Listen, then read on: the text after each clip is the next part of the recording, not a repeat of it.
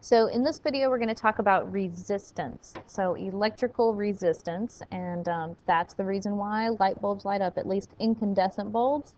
The standard ones with a little wire in them, that's how they work, is by resistance.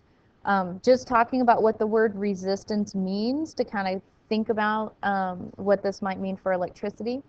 Resistance is opposing something. So a resistance movement is one that opposes that government. And so here we're looking at opposing current, opposing the flow of motion or flow of electrons. So going back to our water analogy with the whole voltage is the pressure, current is the flow. How do you increase the resistance to flow of water? So you want to increase the resistance. So you don't want it to flow as much. Well, one thing you can do, decrease the diameter. So if the pipe or the hose is thinner, then not as much water can go through, so you decrease the flow. And if the resistance to the flow of water increases, so resistance increases, then the current will decrease. So this is an inverse relationship. Resistance and current have an inverse relationship. When resistance increases, current decreases. So resistance, by definition, so this is your definition, is the opposition to motion of charge through a conductor.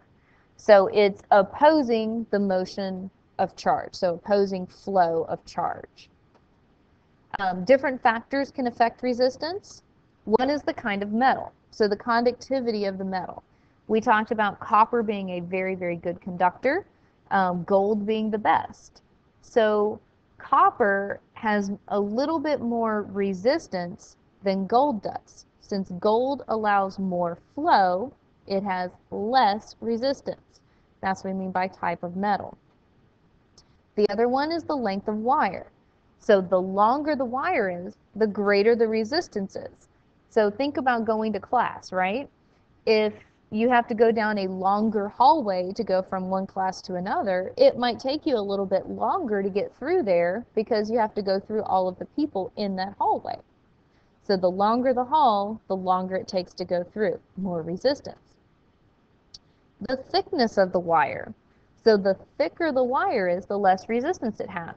So again, you think about hoses. If you see firefighting hoses, they're huge in diameter because they want lots of water to go through there. Versus your lawn hose, it's very narrow in comparison. Also think about class change. It's much easier to go from class to class if you go outside because there's such a wider space for you to walk versus the hallways. That's why there's always issues whenever it's raining outside. And lastly, temperature. So the higher the temperature is, the greater resistance. If your computers have ever gotten really hot and overheated, they don't work as well because they have a higher resistance. The reason why is, if you remember back to thermodynamics, the greater the temperature, the more an object expands. So those electrons have a larger distance that they have to jump from atom to atom now. So even though they have more energy because it's a higher temperature, now there's a larger gap for them to jump. So higher temperatures mean greater resistance. So first, resistance is measured in ohms. And this is because Ohm, Mr. Ohm, is the one that came up with this idea of electrical resistance. The symbol is the capital omega. This is a Greek letter. Just make it look like a horseshoe and you're fine. Electrical resistance is like friction in a wire. So it's the opposing of motion, which we said was friction. We also know that friction can cause warming. So whenever you rub your hands together, there's a lot of friction between your hands and they heat up. Same thing happens with electricity. This is why wires can get warm. This is why your computers get hot, is because everything inherently has resistance, and resistance causes warming. If there's enough resistance, then it can start to glow. And this is where light bulbs come from. So we use a thin wire in a light bulb, so standard incandescent bulbs, because a thinner wire has more resistance, which means it gets hotter faster.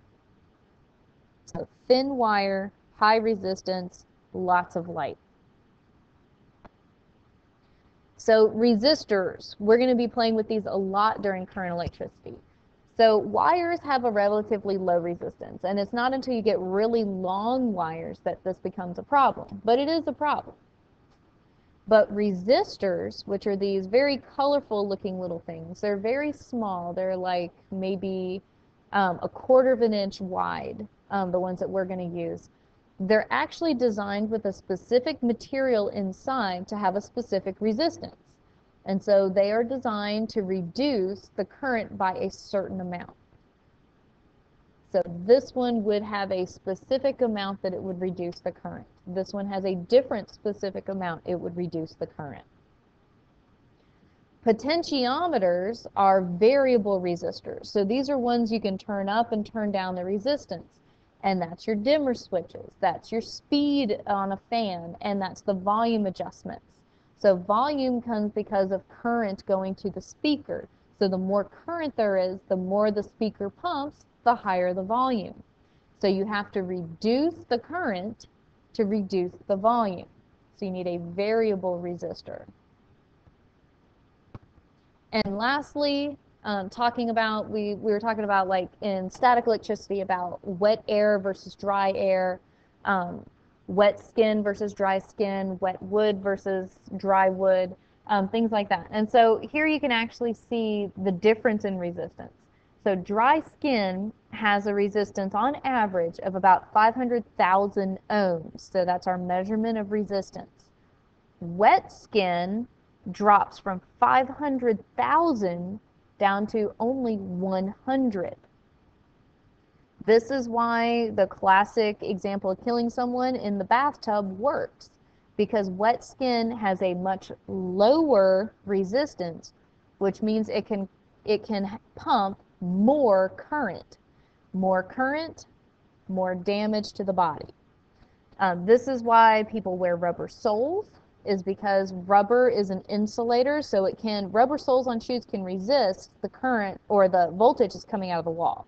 This is why electricians always have those thick rubber boots, and they always have rubber covered tools as well.